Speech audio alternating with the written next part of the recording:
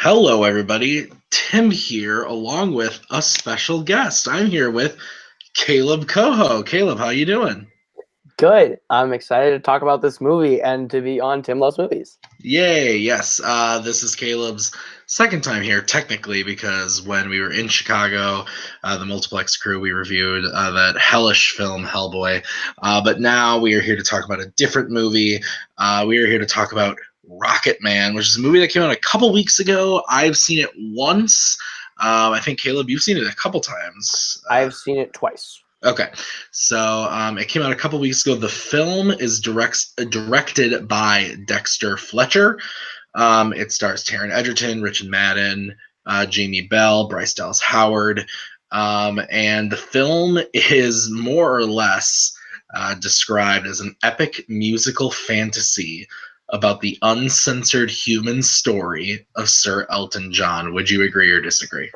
I would say that's a very posh way of putting it, but yeah. Yes, that was the description I got off of the Google search, but that's what they said. I would happen to agree. I'm going to give my overall thoughts and say that this is probably my second favorite film of the year. Had Avengers Endgame not come out this year, this would be my number one favorite film of the year. I absolutely loved it.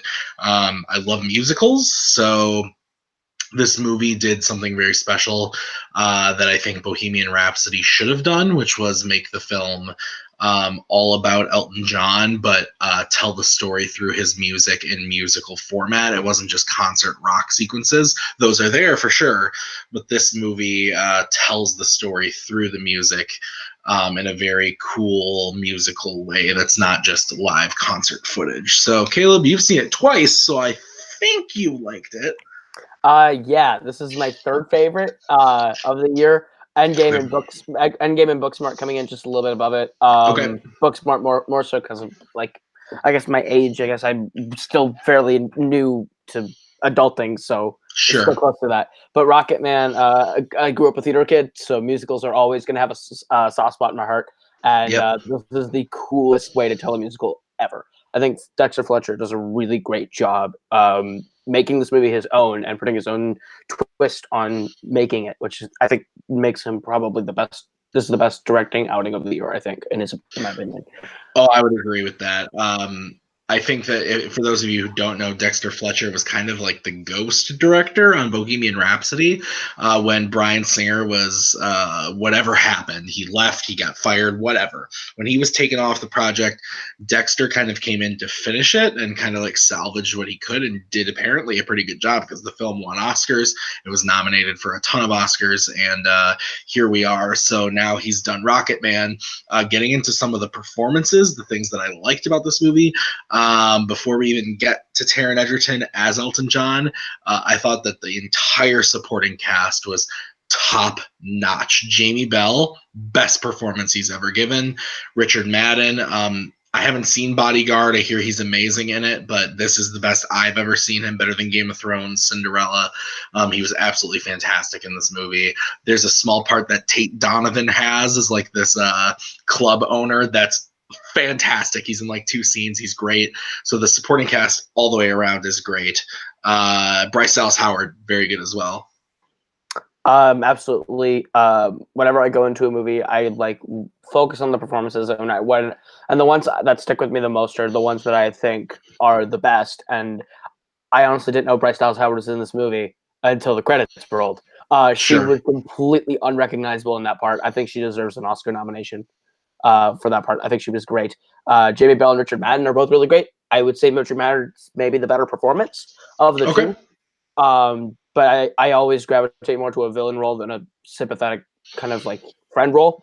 In terms of like nominations. But I think I agree with you. The entire supporting cast was just beautiful. And then we can get right into it. Taron Egerton is fucking amazing in this movie.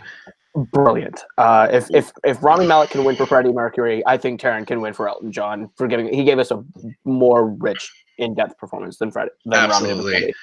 And I think that part of the reason Rami won was because people just love Queen so much, and to see a character like Freddie Mercury brought on screen, it was something very special. And for me, I've always been a huge Queen fan, so that was great for me. I've never been the biggest Elton John fan, and it's not because I don't like his music. I just didn't grow up listening to it. Of course, I knew the hits like Crocodile Rock, Saturday Night's All Right, stuff like that. But I didn't really like know his music. And even still, Taron Egerton did a great job of making me understand him and love the music. He encapsulated everything, which was great.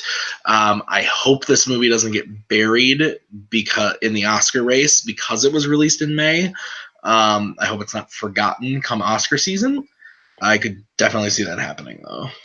I think this movie is too unique and too special to be lost in the shuffle. I think everyone sees Taron especially. I think I agree with you on Rami. I think Rami brings Freddie Mercury to life in a way that no other actor could or probably ever will be able to again. I think Rami is phenomenal in the part.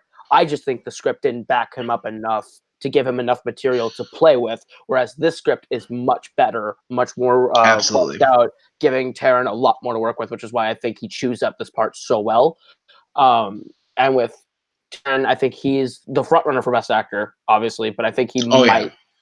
I think he might pull it out, and I think Rocketman's going to get Best Picture nominated. I don't know if it'll win. I think it'll be nominated. I think it'll be nominated for sure. It's so hard to tell because we're only in June.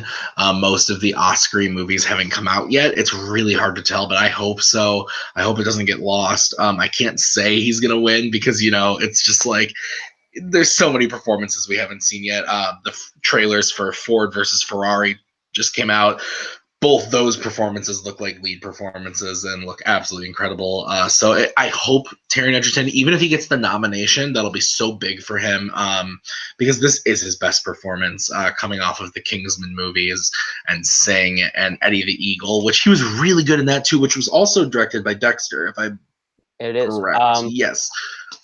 Yeah, we still we also have Once Upon a Time in Hollywood still out for this summer. We have a lot of big movies that we still haven't hit. So Oscar talk is very, very early, but I'm obsessed with it, so I can't help but look at Rocketman and say this movie is too special to be forgotten. But there's no doubt that I think Taron's a lock for a nomination. And we're only in May, but I don't think anyone's going to forget the kind of performance that he gave or the kind of movie that Dexter gave us with Rocketman. It's too special to forget.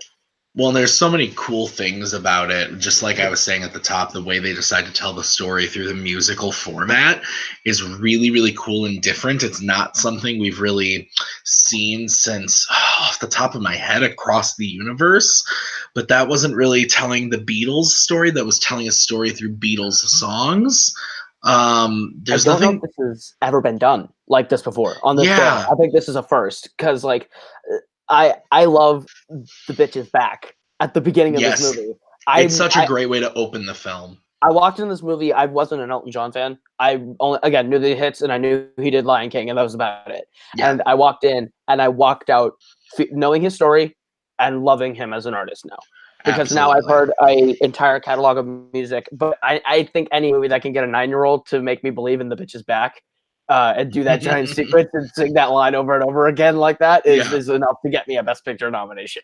Absolutely. It's what it comes down to is it's just a great film, and the fact that they did such a smart thing of releasing this when they did. Now, if they wanted more Oscar attention, I think they should have pushed it, but I do think as far as making money, this was the perfect time to release this movie because it opened up against Godzilla, which I haven't reviewed yet. I'm gonna get there. I've been very busy.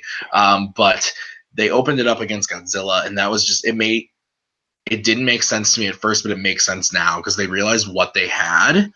And this is the perfect summer movie, which is weird to say because most summer movies I think of giant monsters fighting or Avengers or whatever. And yeah, those are fun too. But this is just this movie's got everything. It really does. It's got a story that will gravitate towards an older audience because they grew up with Elton John. It gravitates to people like us who were theater kids, love music, want to see musicals. people just are fans of Elton John in general, people who like biopics. This movie's got just like a lot of everything, and not to get all political or whatever, but Elton John has a very, like, because he's homosexual, he's a very, very, like, that's a big part of his story, so that's going to draw in a whole nother fan base that wouldn't normally go to see Godzilla or whatever. Like, it's just, there's so much about this movie that draws so many different people. It was just smart, and it's making a ton of money at the box office, and it makes sense. I'm actually going to look up while you talk what it's making at the box office. Absolutely. Right, I think another thing this movie has, it has a lot of heart for a biopic. There's yes, like, absolutely. It really grips you into the beginning, and it makes you feel for this character who's at the very beginning of this movie very standoffish. And by the time we get to the end, you know exactly what he's been through. You know how he got there, and you're rooting for him by the time we get back to where we started. And that's through the conveying of his story through music, through the characters, through the great performances, through Taron, through the I'm going to get super technical. The editing and cinematography in this movie are unbelievable. Like, they're masterclasses in how to do this. This is maybe the best cinematography I've seen in a movie since La La Land, and La La Land is very gorgeously shot. So you know what I mean. You know La La Land. Yeah, I know. I know. The cinematography in La La Land is gorgeous, but like, they do really cool things with the camera. They do really cool like edits with the spins. If Jake Maragoni was here, he would be losing his effing mind that I'm talking about stuff like this without him. But yeah, it's just, from a technical standpoint, one of the best movies I've seen in a long time. And just for the record, the movie cost $40 million to make. Domestically, it has grossed 54, and worldwide, it has grossed 110. So it is definitely making its money back. It's a profitable film, and overall, I think we both said it. It's just a great film. It's one that I want to go see again. The season right now is so busy. I'm behind on a few movies. I still have to see Secret Life of Pets 2, which I know you saw and you said wasn't that great. But I'm still going to go and see it. But I still got to review Godzilla and something. Dark Phoenix I haven't talked about yet. So there's still a lot to see, but Rocketman is definitely one not to miss, guys. It's so good. Take me and Caleb's word for it. Go and check it out. It's great. So, Kaleb, thanks for joining me for a little mini review here. Absolutely. Where can the people find you? Personally, you can find me on Twitter and Instagram at Kaleb Koho. That is Kaleb with a K, Koho. My YouTube presence is small, but you can find me at Kaleb Koho and Koho Productions, where I do music, movies, and all sorts of fun stuff. But I'm mainly over at Multiplex Entertainment, where I run Fandom Fight trivia with Kane McMillan and Tim the Hopper Kala over here. If you're interested in wrestling and movie trivia, we kind of put those together in a weird sort of fun way. And we have a lot of different divisions and different shows, so come check us out over there. Yeah, and as always, guys, you can find me here reviewing movies, usually talking with Maggie, but Maggie is nowhere to be found, so that's why I had to bring in Kaleb. And yes, you can find me over at Multiplex, answering Caleb's questions in fandom and being the fandom team champ with Robert the Hobbit Parker. So come find us over there. We're doing a lot of fun stuff over there. Nerdgasm is back, so if you want to see some debate stuff, come check that out as well. So thanks as always for watching, guys. Until next time, have a good one.